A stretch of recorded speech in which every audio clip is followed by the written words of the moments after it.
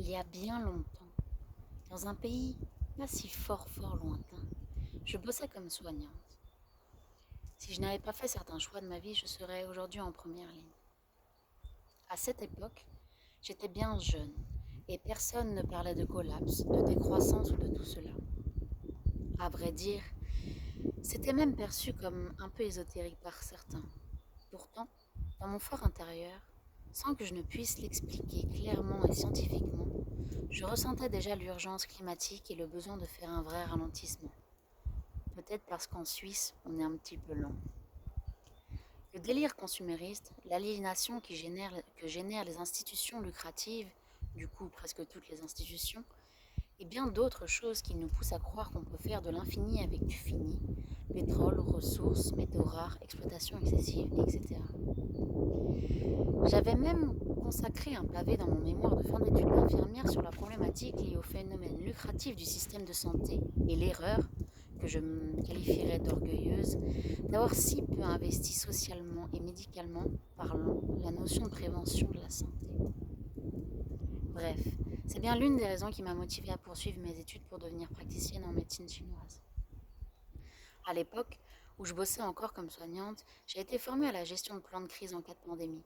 Autant dire que moi qui avais déjà l'impression qu'on allait dans le mur, ça a nourri ma capacité à spéculer sur tous les scénarios possibles d'effondrement local ou global.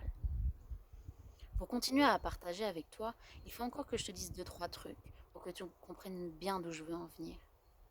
Quand j'étais ado, j'ai bien côtoyé la mort, de près. Non pas la mienne, mais je sais ce que c'est de perdre un proche. Je sais ce que c'est de savoir comment tout peut basculer en une seconde. Alors, avec cette expérience, j'ai compris bien des choses. Parmi les choses que j'ai compris, et je vais l'écrire en grand, c'est que ce savoir fragile et mortel est une force incommensurable pour revenir à l'essentiel. Quand il n'y a pas de peur, quand il n'y a pas de danger, on perd des compétences. L'intelligence dépend de la capacité à s'adapter. Question d'évolution. Alors oui, aujourd'hui c'est la merde.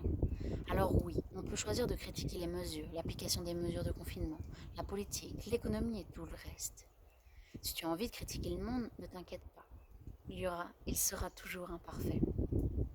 Et il sera toujours fait d'inégalités, d'injustices et d'erreurs.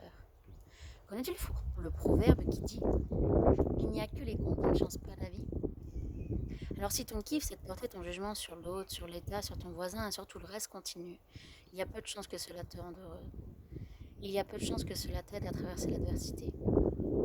C'est mon avis, et j'ai peut-être tort. Par contre, cela apporte une illusion de raison. Et tu connais certainement l'adage, entre avoir raison et être heureux, il faut choisir. J'ai aussi appris que ce que je pointe du doigt en dit long sur moi. Par contre, à chaque fois que j'ai observé ce qui m'énervait, ce qui me rendait triste, ce que je trouvais injuste, à chaque fois que j'ai fait ce mouvement, j'ai appris ceci qui est très précieux à mes yeux. Alors oui, en ce moment, tout ressort. Toutes les aberrations, toutes les failles, toutes les injustices sont visibles.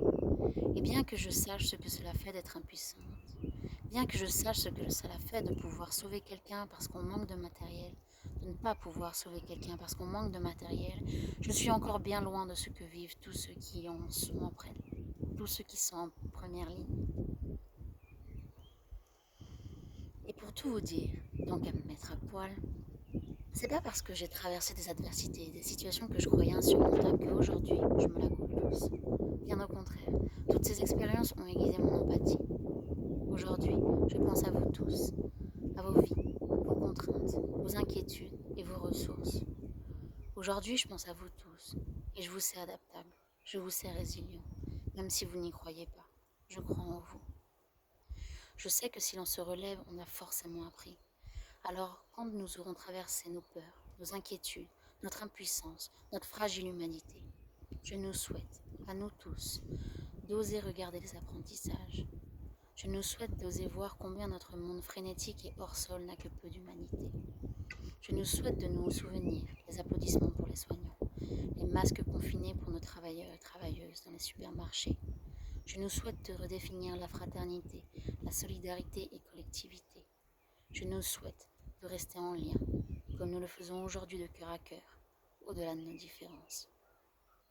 Et surtout, je nous souhaite de construire de nos erreurs, de grandir en sagesse dans nos choix, d'oser, individuellement et collectivement, d'évoluer ensemble dans l'adversité. Parce que quoi qu'il arrive, nous y allons ensemble.